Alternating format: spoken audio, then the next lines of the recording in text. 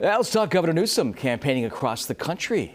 He is not in California tonight. Instead, he spent the day speaking to voters in churches and coffee shops in South Carolina in what many see as another step toward a presidential run. In tonight's Politics at Large, Steve is live at the California Capitol and spoke with a South Carolina business owner who hosted one of the governor's events today. Steve. Yeah, I had the opportunity to talk to this South Carolina business owner who said she was proud to have the governor in her shop, even as one Republican leader there said he wanted Newsom out of his state.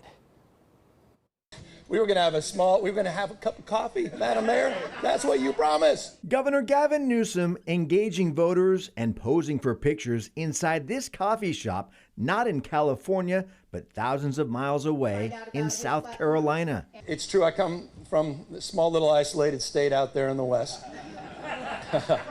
And when he come in, it was just like, I knew him for like 10 years.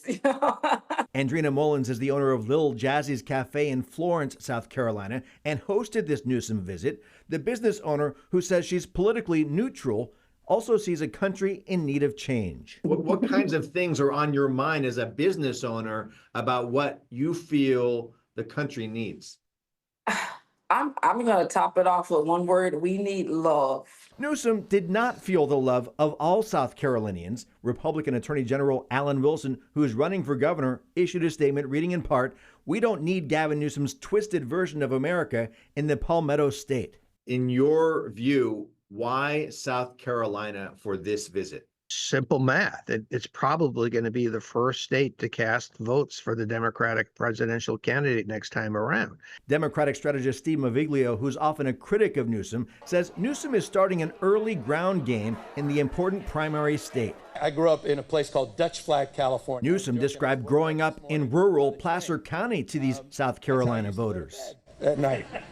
Placer County, California. It's about the reddest county in America. He's trying to distance himself from his San Francisco roots because having that label around you makes you seem like an extreme liberal, and that doesn't bode well for his future political aspirations. I'm just happy to have a governor here. Gavin Newsom's next political move. Is this the prelude to a presidential campaign? I'm deeply humbled.